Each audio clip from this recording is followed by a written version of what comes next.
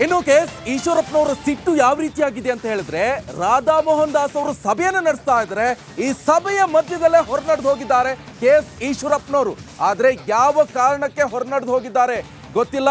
ಈಗ ಬರ್ತೀನಿ ಅಂತ ಹೋದವರು ಮತ್ತೆ ಪತ್ತೆನೇ ಇಲ್ಲ. ರಾಧಾ ಮೋಹನ್ ದಾಸ್ ಸಭೆ ನಡುವೆ ಹೊರನಡೆದ ಈಶ್ವರಪ್ಪ ಈಗ ಬರ್ತೇನೆ ಅಂತ ಮನೆಯಿಂದ ಹೊರ ಹೋದ ಈಶ್ವರಪ್ಪನವರು ಯಾವ ಕಾರಣಕ್ಕೆ ಹೊರ ಹೋಗಿದ್ದಾರೆ ಅಂತ ತಿಳಿದು ಬಂದಿಲ್ಲ. ರಾಧಾ ಮೋಹನ್ ದಾಸ್ ಯಾರಂತ ಹೇಳಿದ್ರೆ ಬಿಜೆಪಿಯ ಚುನಾವಣಾ ಉಸ್ತುವಾರಿ ಅವರು.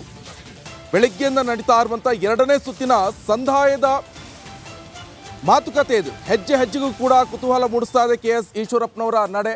ಸಂಧಾನ ಆಗತ್ತಾ ಅಥವಾ ಸಂಧಾನ ಮಾಡ್ತಾರಾ ಅಥವಾ ಸಂಧಾನ ಮಾಡೋಕೆ ಕೇಂದ್ರದ ನಾಯಕರೇ ಎಂಟ್ರಿಯನ್ನ ಕೊಡ್ತಾರಾ?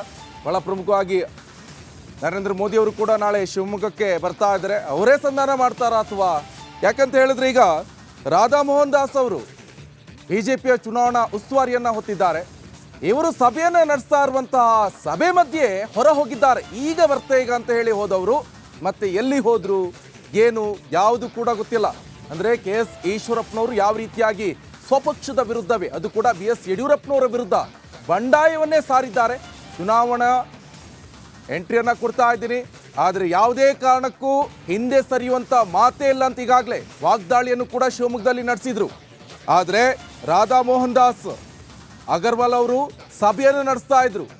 ಸಂಧಾನ ಮಾತುಕತೆ ಇಲ್ಲಿ ಆ ಸಭೆಯಿಂದನೂ ಕೂಡ ಹೊರ ಹೋಗಿದ್ದಾರೆ. ಅಂದ್ರೆ ಯಾವ ರೀತಿಯಾಗಿ ರೋಷ, ವೇಷ, ಆವೇಶ ಎಲ್ಲವೂ ಕೂಡ ಈಗ ಕೆಎಸ್ ಈಶ್ವರಪ್ಪನವರಲ್ಲಿ ಇರುವಂಥದ್ದು. ಇದೆಲ್ಲವನ್ನ ಗಮನಿಸ್ತಾ ಇದ್ರೆ ಎಲ್ಲ ಒಂದ್ ಕಡೆ ಯಾವ ಮಾತಿಗೂ, ಯಾವ ನಾಯಕರ ಮಾತಿಗೂ ಕೂಡ ಜಗ್ಗಲ್ಲ ಬಗ್ಗಲ್ಲ ಎನ್ನುವಂಥದ್ದು ತೋರಿಸ್ತಾ ಇರುವಂಥದ್ದು. ಹಿಂದೆ ಮಾತನಾಡಿದ್ರು ಕೆಎಸ್ ಈಶ್ವರಪ್ಪನವರು, ನಾನು ಈಗ ಚುನಾವಣೆಗೆ ನಿಲ್ತಾ ಇದ್ದೇನೆ, ಪಕ್ಷೇತರವಾಗಿ ನಾನು ನಿಂತು ತೋರಿಸಿ ಗೆದ್ದು ತೋರಿಸ್ತೀನಿ, ಮತ್ತೆ ನನ್ನ ತಾಯಿ ಅಂತಿರುವಂಥ ಪಕ್ಷ ವಾಪಸ್ ನನ್ನ ಕರೆದುಕೊಳ್ಳುತ್ತೆ ಎನ್ನುವಂಥ ವಿಶ್ವಾಸವನ್ನು ಕೂಡ ವ್ಯಕ್ತಪಡಿಸಿದ್ರು.